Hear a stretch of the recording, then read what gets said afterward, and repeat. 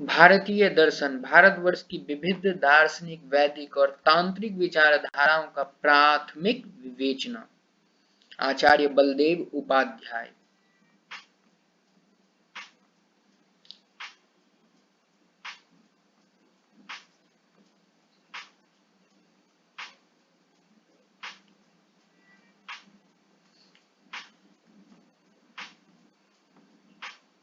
एक तत्व एकं सद विप्रा बहुधा वदन्ति।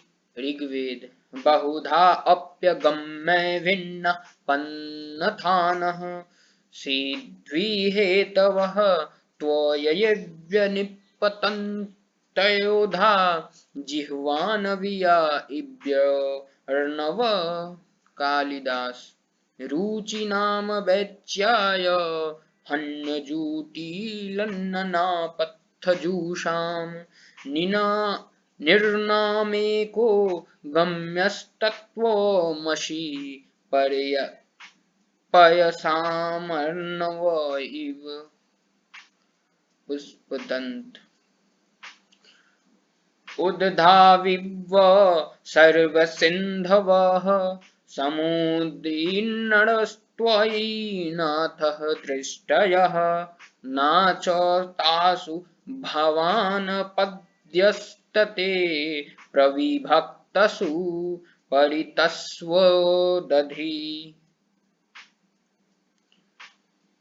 तीर्थक्रियावयसानिनः स्वामिनीशि कभिः रुद्रपेक्षाय तत्त्वमिति यद्ययामि वद्यन्ति तततं त्वमेव भवतोऽस्ति न कश्चिन्यत्यसंज्ञासु केवलं विदिषु विवादः। अभिनवगुप्त आचार्य।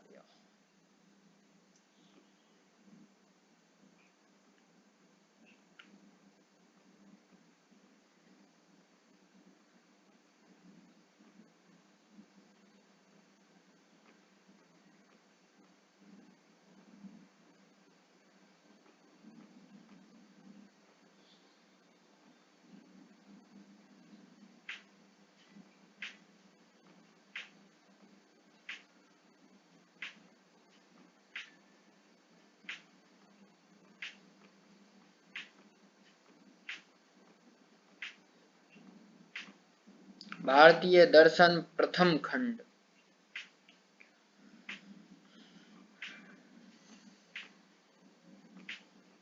उद्योत। भारत का यह पुराण्यमय देश सदा से प्रकृति नटी का रमणीय रंग स्थल बना हुआ है। प्रकृति देवी ने अपने कर कमलों से सजाकर इसे शोभा का आगार बनाया है। इसका बाह्य रूप इतना मनोरम है। उत्तर में हिमचच्छादित हिमालय, उसकी उत्संग शिखर श्रेणियां मानो बाहरी संसार को भारत की आध्यात्मिक उन्नति का परिचय दे रही है।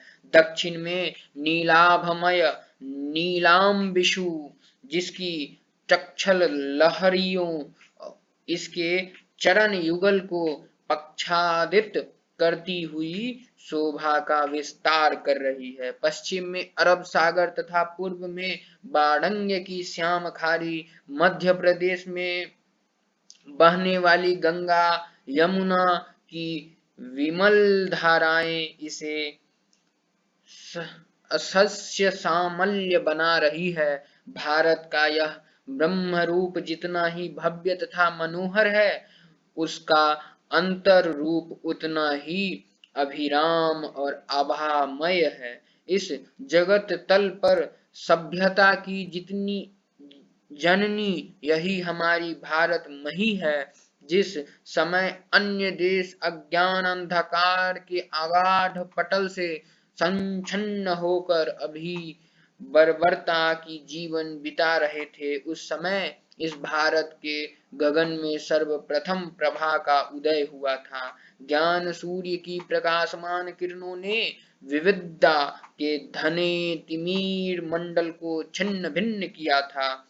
पृथ्वी तल पर सभ्यता का विस्तार करने का श्रेय इसी देश को प्राप्त है। इस देश के अग्रजन्य ब्राह्मणों से पृथ्वी तल के समस्त मानवों ने अपने अपने चरित्र को सीखा था।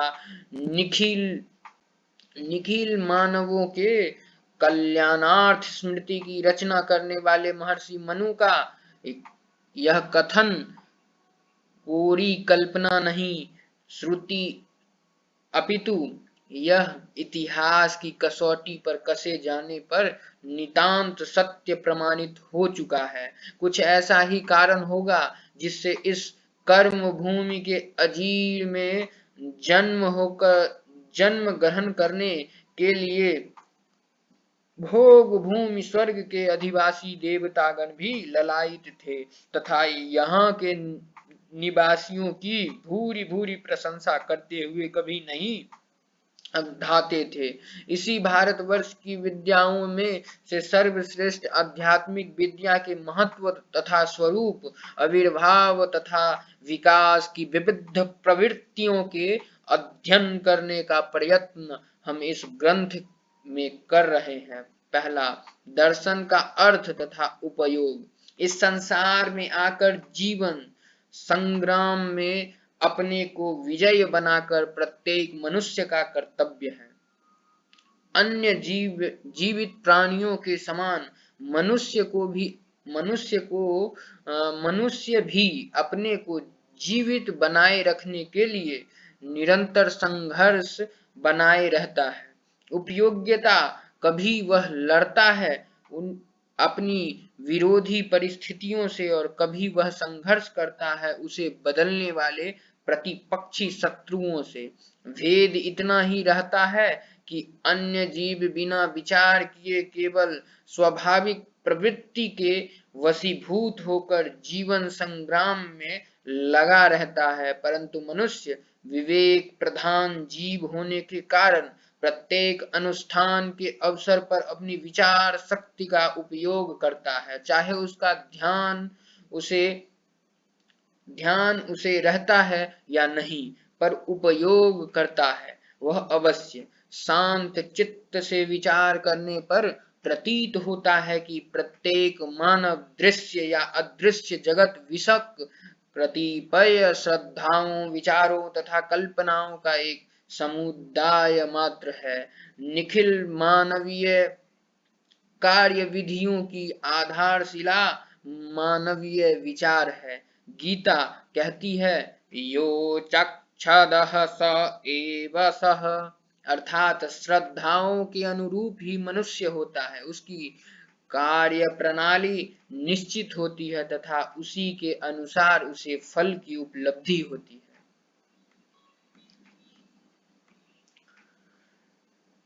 प्रकार प्रत्येक मनुष्य का दर्शन होता है, चाहे वह उसे जाने या ना जाने। इस तरह दर्शन हमारे जीवन के साथ अनुस्यूत है, हम उसे अपने जीवन से पृथक नहीं कर सकते। यदि किसी प्रकार कोई उसे निकाल कर अलग फेंकने का दुस्साहस करे तो उसका जीवन बुद्धिजीवी चेतन प्राणी का जीवन न होगा। यह तो नैसर्गिक प्रवृत्तियों के दास भूत पशु का जीवन होगा। इसलिए पशुओं के साथ आहार, निद्रा, भय तथा मैथुन के विषय में समानता होने पर भी मनुष्य की सबसे बड़ी विशेषता है धर्म धारण करने वाला वस्तु समुदाय, उसका विवेक, उसका विचार या उसका दर्शन। दर्शन शब्द का व्युत्पत्ति लभ्य अर्थ है दृश्यते अनेन इति दर्शनम, जिसके द्वारा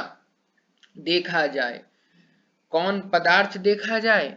वस्तु का सत्यभूत तत्व स्वरूप। हम कौन हैं, कहां से आए हैं, इस सर्वोच्च दृश्यमान जगत का सच्चा स्वरूप क्या है, उसकी उत्पत्ति कहां से हुई, इसकी सृष्टि का कौन कारण है, यह चेतन है या अचेतन, इस संसार में हमारे लिए कौन से कार्य कर्तव्य हैं, जीवन की सुचारू रूप से बिताने के लिए कौन सा सुंदर साधन मार्ग है, आदि प्रश्नों का समुच्चय उत्तर देना दर्शन का प्रधान ध्येय है। दर्शन को शास्त्र कहते हैं। शास्त्र का अर्थ क्या है? शास्त्र शब्द की व्युत्पत्ति आगम ग्रंथों में इस प्रकार बतलाई गई है।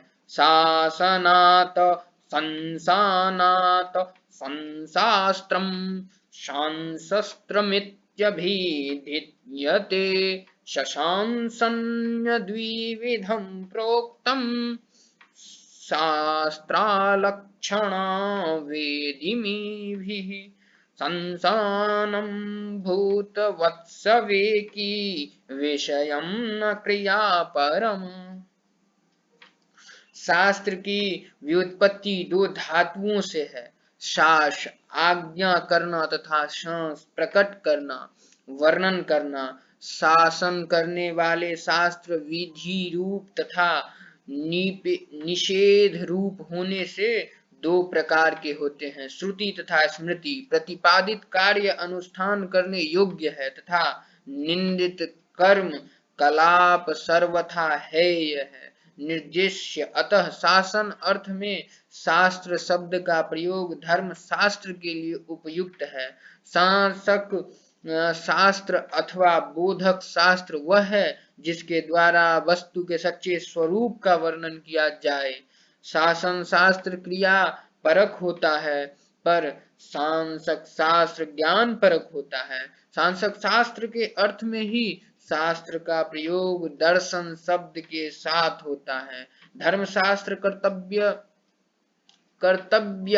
कर्तव्य का प्रधानता विविधान दर्शन विविधान करने से पुरुष परतंत्र है, पर दर्शन शास्त्र वस्तुओं के स्वरूप का प्रतिपादक होने से वस्तु तंत्र है।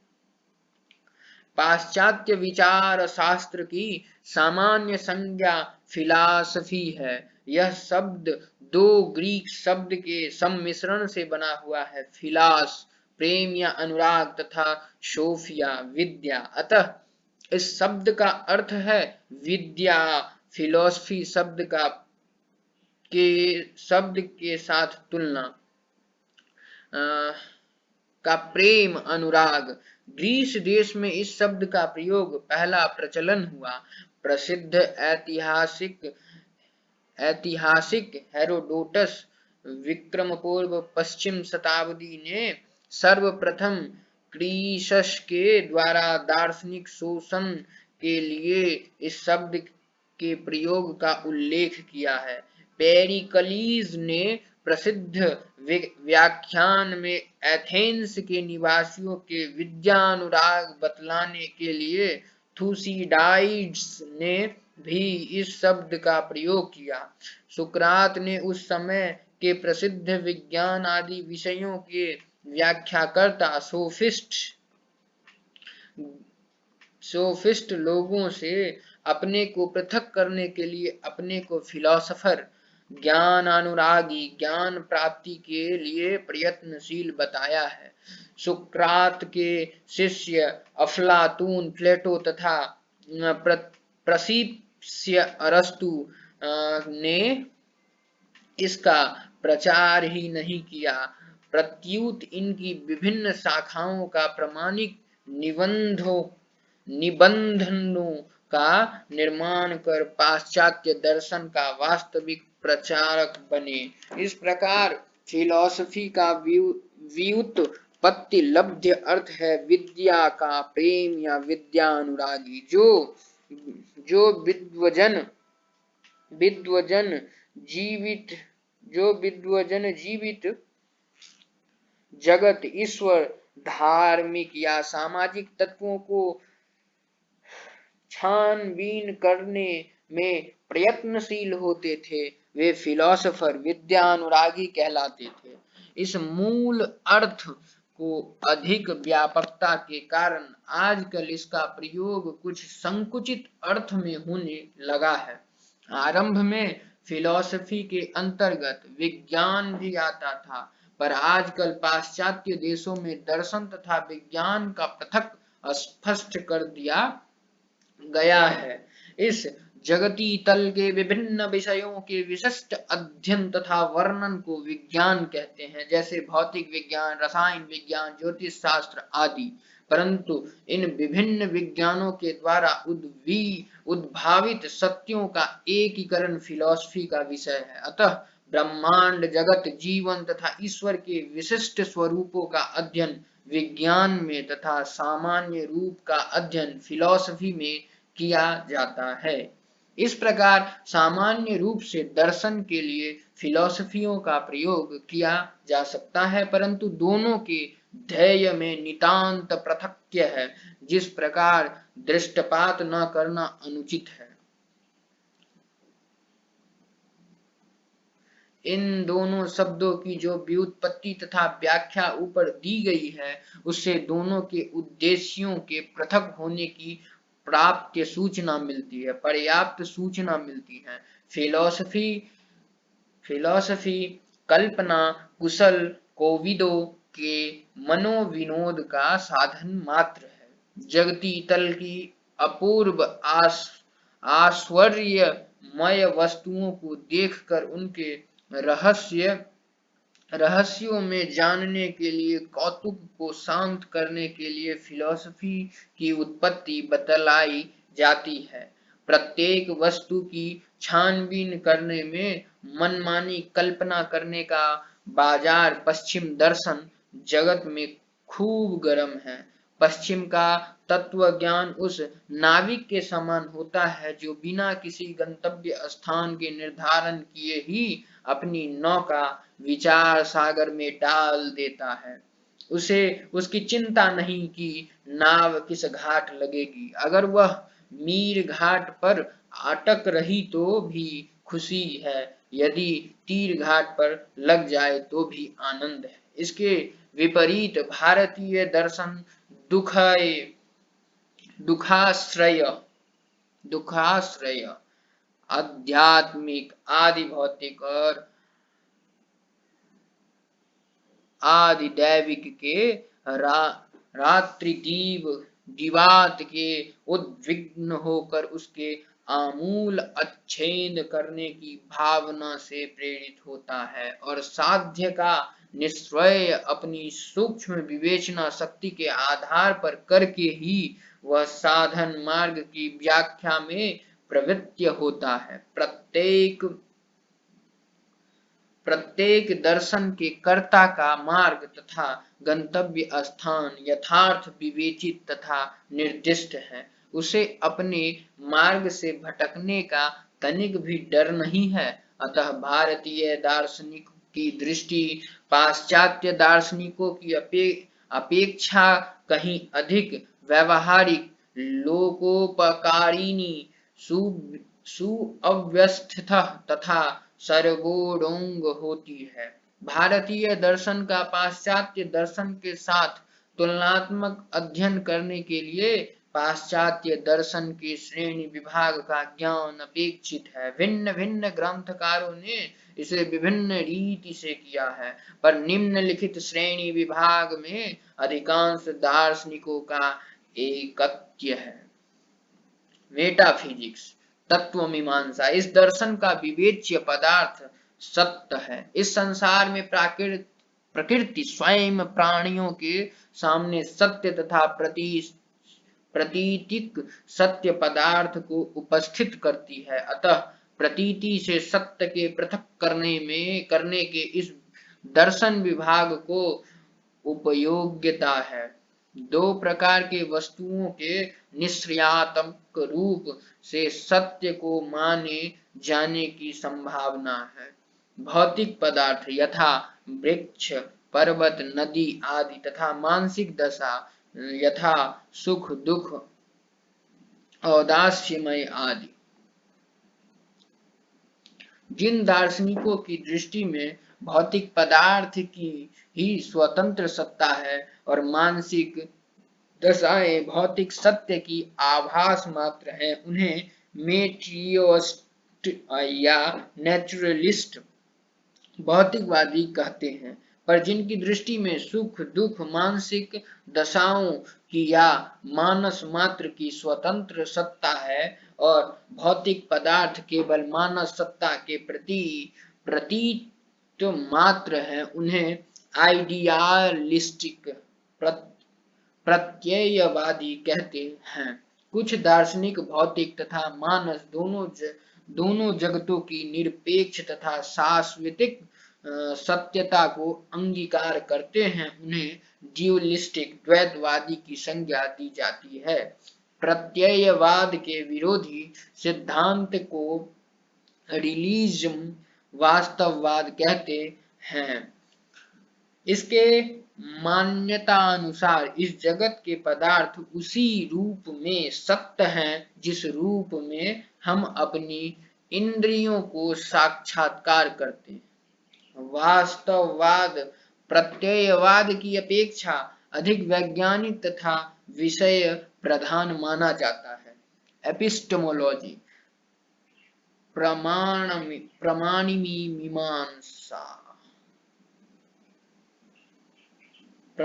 मीमांसा इसका विषय ज्ञान की विवेचना है। इसके भी अंतर्गत अनेक महत्वपूर्ण विषयों का समावेश किया जाता है। ज्ञान का स्वरूप, ज्ञान की सीमा, ज्ञान की प्राथमिकता, सत्यासत्य का निर्णय आदि विषयों की समीक्षा इस दर्शन में की जाती है। ज्ञान की सीमा के साथ साथ ज्ञान गम्यता तथा ज्ञानातीतता का विचार सम्मिलित है। कुछ पदार्थ अनुभव के द्वारा अधिगम्य है, परंतु कुछ अनुभव से अत्य है। इन दोनों का पृथक्करण नितांत आवश्यक है। जो पदार्थ अपनी सत्ता के लिए अनुभव पर अवलंबित रहते हैं, उन्हें एपिस्टोरी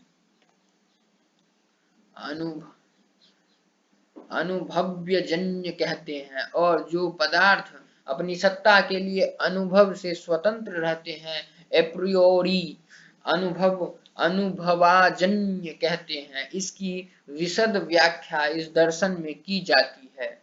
लॉजिक तर्कशास्त्र, इसका उपयोग ज्ञान की व्यावहारिक प्रक्रिया के विवेचन में किया जाता है।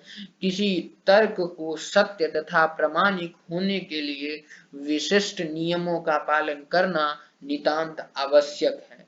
इन्हीं नियमों का यथार्थ तथा विशद वर्णन लॉजिक में किया जाता है। लॉजिक के दो विभाग हैं, डिडक्टिव निगम सामान्य से विशेष का अनुसंधान तथा इंडक्टिव विशिष्ट दृष्टांतों का अध्ययन कर सामान्य सिद्धांत का खोज निकालना। पहले में केवल वैधिक सत्यता आवश्यक मानी जाती है, पर द्वितीय विभाग में वास्तविक भौतिक सत्यता विद्यमान रहती है। इन तीनों विभागों को सामान्य रूप से थियोरेलिस्टिक फिलॉसफी कहते हैं। एथिक्स आचरण या कर्तव्य की मीमांसा इस दर्शन का प्रधान विषय है। मानव मात्र के सामने एक महत्वपूर्ण प्रश्न है कि वह अपने जीवन को क्यों कर उपयोगी बनावे। इस संसार के ऊपर दो प्रकार के दृष्टिकोणों से विचार किया जाता है। कतिपय विद्वानों की दृष्टि में मानव जीवन की दशा निसर्गतः बुरी है। जिन कामनाओं की सृष्टि प्रकृति ने सुख की उपलब्धि के उद्देश्यों से की है, वे वास्तव में सुखोत्पादक ही हैं। अतः उनका कथामपि विश्वास नहीं किया जा सकता। इस जगत में दुख ही एकमात्र वास्तविक सत्ता है, अतः इससे निराशा की उत्पत्ति ही अंत में होती है। ऐसे मत का नाम पेसिमिज्म, परंतु दूसरे दार्शनिकों की दृष्टि में मानव जीवन स्वभावतः शोभन है। दुख आपतः ही दिखलाई पड़ता है। विषाद मानव जीवन को कतिपय क्षणों के लिए ही कलुषित करने में समर्थ होता है। अंत में आनंद की ही विजय होती है। दुख का नाश अवश्य होता है। इस मत का नाम है ऑप्टिमिज्म, आशावाद। जीवन का ध्येय क्या है? सुख की प्राप्ति या कल्याण की उपलब्धि? कर्तव्य किसे कहते हैं तथा वह कितने प्रकार का होता है? कर्तव्य का निर्माण किस आधार पर किया जा सकता है? इन प्रश्नों का समुच्चय विवेचन एथिक्स में किया गया है। एथिक्स संदर्भ मीमांसा। ग्रीस के प्राचीन दार्शनिकों ने इस विषय का स्वतंत्र रूप से विवेचन नहीं किया, परंतु 18वीं शताब्दी में यूरोप में इस दर्शन के विशद छानबीन आरंभ हुआ, जो इस समय विस्तृत रूप से दृष्टिगोचर होती है। जर्मन दार्शनिक बाउमांगटेन ने एस्थेटिक्स शब्द का सबसे प्रथम सौंदर्य शास्त्र के अर्थ में प्रयोग किया। इस दर्शन को स्वतंत्र विवेचन का भाजन बनने का श्रेय इन्हीं को प्राप्त है। इसके प्रधानतया दो विभाग हैं। सौंदर्य निर्याय, किसी चीज को सुंदर बनाने के क्या कारण है? किसी वस्तु के अवलोकन से सुख या दुख की उत्पत्ति कैसे होती है? सुंदरता की तात्विक व्याख्या क्या है? इन प्रश्नों का उचित उत्तर इस विभाग में मिला है। व्यवहारिक सौंदर्य। सौंदर्य को कला रूप में परिवर्तित होने की व्याख्या है। कला का विवेचन इसका प्रतिपाद्य विषय है। चित्रणीय वस्तु तथा चित्र में कौन सा संबंध होता है? कला में प्रकृति, कल्पना, स्मृति आदि किन गुणों की सत्ता होने से सामान्य वस्तु कला के रूप में परिवर्तित हो जाती है? इन्हीं का उत्तर इस विभाग में दिया जाता है। साइकोलॉजी, मन की विविध प्रवृत्तियों का शास्त्रीय विवेचन है। इन दर्शन में आजकल इतनी उन्नति कर ली है कि इसे अधिकांश आलोचक विज्ञान के अंतर्गत मानने के पक्षपाती हैं। आजकल प्रयोगशाला में प्रत्येक प्रयोग द्वारा मानसिक दशाओं की शास्त्रीय तथा यथार्थ व्याख्याएं की जाती है। डायरेक्ट फाइड ने अपनी मौलिक गवेषणाओं के बल पर मनोविज्ञान की जिस नूतन अंग साइक्लो एनालिसिस या मानसिक विश्लेषण को प्रवर्तित किया है, उनके दार्शनिक जगत के बाहर भी एक विशिष्ट क्रांति उत्पन्न कर दी है। भारतीय दर्शन की कतिपय विशेषता। प्रकृति ने इस भारत भूमि को मानव जीवन की समग्र आवश्यक सामग्रियों से परिपूर्ण बनाकर इस देश के आदिवासियों को ऐहिक चिंता से मुक्त करके पारलौकिक चिंता की ओर स्वतः अग्रसर किया है। यह देश निसर्गतः विचार प्रधान है। अन्य देशों में जीवन संग्राम इतना भीषण है, दिन प्रतिदिन के व्यवहारिक जीवन की ही समस्याएं इतनी उलझी हुई हैं कि उन्हीं के सुलझाने में वहां के निवासियों का समय व्यतीत हुआ करता है। जगत में महत्वपूर्ण तत्व की छानबीन करना, यथार्थ रूप से विचार करना, उसके जीवन की आकस्मिक घटनाएं हैं, परंतु भारत में ऐसी दशा नहीं है। मुंडको उपनिषद ने ब्रह्म विद्या को सर्व विद्या प्रतिष्ठा बताया है। भगवान श्री कृष्ण ने गीता में अपना व्यापक विभूतियों के वर्णन के अवसर पर समस्त विद्याओं के आध्यात्म विद्या, विचार शास्त्र या दर्शन शास्त्र को अपना ही स्वरूप बतलाकर उसकी महत्ता प्राय रूपेण प्रदर्शित किया है। अर्थशास्त्र के निर्माता कौटिल्य का कहना है कि अन्वीक्षकी विद्या सब विद्याओं के लिए दीपक है। अन्वीक्षकी विद्या सब विद्याओं के लिए दीपक है। सब कर्म के अनुष्ठान का साधन मार्ग है तथा सब धर्मों का आश्रय है। जैसी स्वतंत्रता विचार शास्त्र को इस देश में प्राप्त है, वैसी स्वतंत्रता और कहीं भी इसे प्राप्त नहीं है। ग्रीस देश में अपनी उन्नति के सब्राह्म विद्याम सर्व विद्या प्रतिष्ठमाच्चवर्य ज्येष्ठ पुत्राय पहा अध्यात्म विद्या विद्यानाम विद्याः प्रवदत्महम् प्रदीपः सर्व विद्यानामोऽप्यायः सर्वकर्मणाम् आश्रयः सर्वधर्माणः शाश्वतन्य छिकिमता। समय में प्लेटो और अरिस्टोटल के महत्वपूर्ण काल में भी विचार शास्त्र राजनीति और आचार शास्त्र के सहायक शास्त्र के रूप में अध्ययन का विषय था। माध्यमिक काल में किंचन धर्म शास्त्र के साथ तथा 19वीं शताब्दी में राजनीति इतिहास तथा समाज शास्त्र के संघ में इसके तत्वों का अन्वेषण किया गया है। परंतु भारतवर्ष में दर्शन शास्त्र सदा अपने पैरों पर खड़ा रहा है, अध्ययन का स्वतंत्र तथा महत्वपूर्ण विषय रहा है, साथ ही सदा अन्य विद्याओं की प्रगति में सहायता देता आया है। भारतवर्ष में दर्शन शास्त्र की लोकप्रियता इतनी है उतनी किसी भी अन्य देश में नहीं।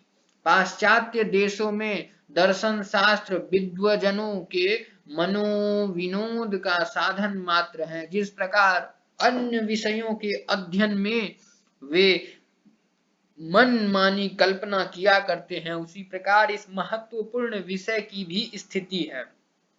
परंतु भारतवर्ष में दर्शन तथा धर्म का तत्व ज्ञान तथा भारतीय जीवन का गहरा संबंध है। त्रिविध ताप से संतप्त जगता की शांति के लिए कलेशमय संसार से अत्यंत दुख निवृत्ति करने के लिए ही भारत में दर्शन शास्त्र का आविर्भाव हुआ है। विचार शास्त्र पंडितों जनों की कमनीय कल्पना का विजृंभण मात्र नहीं है, अपितु उनका अधिराज्य इस व्यवहारिक जगती तल पर है। अन्य देश में विचार शास्त्र तथा धर्म में पारस्परिक संबंध का अभाव ही लक्षित होता है, किंतु भारत में दोनों का संबंध नितांत घनिष्ठ है। दर्शन शास्त्र के द्वारा सुचिंतित आध्यात्मिक तथ्यों के ऊपर ही भारतीय धर्म की दृढ़ प्रतिष्ठा है। जैसा विचार वैसा आचार, बिना धार्मिक आचार के द्वारा कार्यान्वित हुए दर्शन की स्थिति निष्फल है और बिना दर्शन विचार के द्वारा परिपुष्ट हुए धर्म की सत्ता अप्रतिष्ठित है। इन दोनों का सामंजस्य जितना इस भारतवर्ष में दृष्टिगोचर होता है उतना अन्य किसी देश में नहीं। पश्चिमी विचार शास्त्र के अनेकांश में प्रतिष्ठिता यूनानी दार्शनिक अफलातून प्लेटो की यह नितांत व्याख्यात युक्ति है कि दर्शन का उद्गम ऐश्वर्य से होता है। Philosophy begins in wonder. ऐश्वर्यजनक तथा कौतुकमय घटना की व्याख्या से विचार शास्त्र की उत्पत्ति होती है, परंतु भारत में तो इस उत्पत्ति दुख की व्यवहारिक सत्ता की व्याख्या तथा उसके निराकरण करने के लिए साधन मार्ग की विवेचना से होती है। भारतीय जीवन तथा धर्म के ऊपर इतना प्रकृष्ट भाव डालने के कारण ही दर्शन को इतना लोकप्रियता है। भारतीय दर्शन की धारा सुदूर वैदिक काल से अविच्छिन्न रूप से प्रवाहित होती चली आ रही है। इस धारा में विराम के दर्शन तो कभी नहीं हुए। अन्य देशों की दर्शन शास्त्र से तुलना करें तो इस विशेषता की महत्ता को पर्याप्त रूप से अनुभव किया जा सकता है। क्या किसी अन्य देश में विचारधारा इतने प्राचीन काल से प्रभावित हो रही है? आधुनिक काल